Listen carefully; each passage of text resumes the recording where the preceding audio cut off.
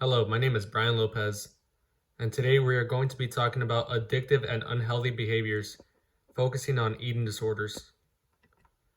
So, the two most common eating disorders are anorexia nervosa and bulimia. Anorexia nervosa is a psychological disease characterized by an intense fear of becoming obese, a disturbed body image, significant weight loss, the refusal to maintain normal body weight, and amenorrhea. 1. Refusal to maintain a minimum body weight normal for a particular age and height. This is typically defined as weight 15% below average. 2. Intense fear of gaining weight or becoming fat despite being underweight.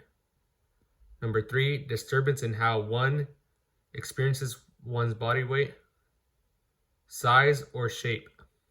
For example, feeling fat even when one is clearly underweight.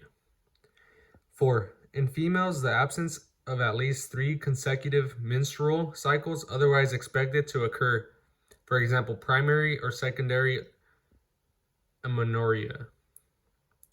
So anorexia nervosa is a multi-dimensional disorder in which psychological, cognitive, perceptual, and biological factors interact in varying combinations to produce slightly different types of disorders. So we're going to be focusing on bulimia as well.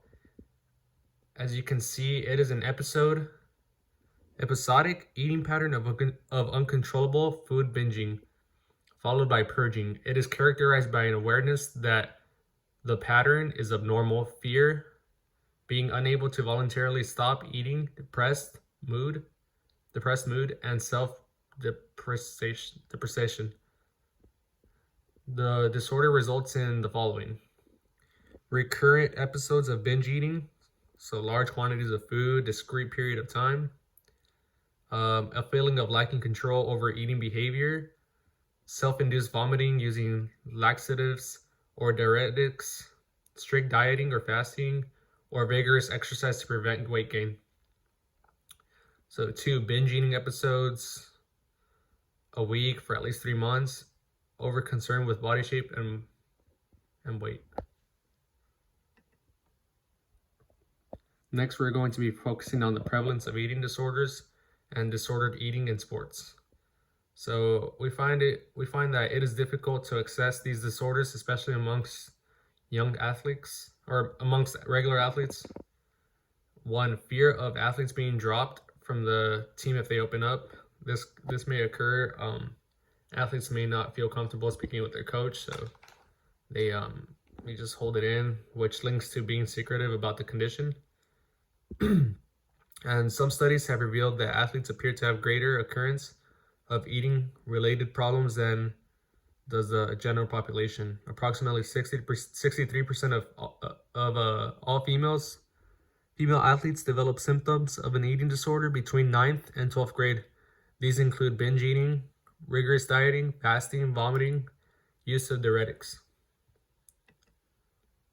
So predisposing factors, being aware of these factors may help you prevent or reduce the probability that an eating disorder will occur. So weight restrictions and standards, coach and peer pressure, social factors, and performance and demands. So weight and restrictions can apply to UFC. Coach and peer pressure may apply to for example, coaches wanting to encouraging athletes to lose weight. 3, social factors, as we can see in the far right, the model is super thin, and society often sees that as normal, so one may just feel like they have to be that thin. And then performance demands as well. So weight restrictions, often athletes try to make weight, as I mentioned on the previous slide. This can result in an athlete dropping 10 to 15 pounds immediately before weigh-ins, such as in UFC. Coach and peer pressure, to go more into depth. So coaches sometimes exert pressure on athletes to lose weight in an unhealthy way. Social factors, cultural emphasis on thinness. which can lead to a widespread of body dissatisfaction, especially in women, and performance demands. So many coaches and athletes have been led to focus on weight control for the purpose of reaching optimal weight. So dealing with individuals that have eating disorders, 1, must be supportive and empathetic. 2, emphasize the importance of nutrition and make a referral for professional treatment for the person if possible. And actions to avoid. It is critical that these actions are avoided, especially if you're a coach or thinking of going into this type of career. So holding team weigh-ins, singling out the individual in front of teammates, and 3, discussing the problem with non-professionals. And that concludes my presentation.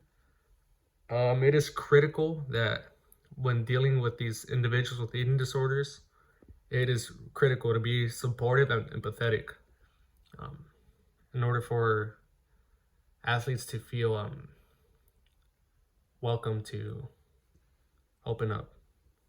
And that concludes this presentation. Thank you.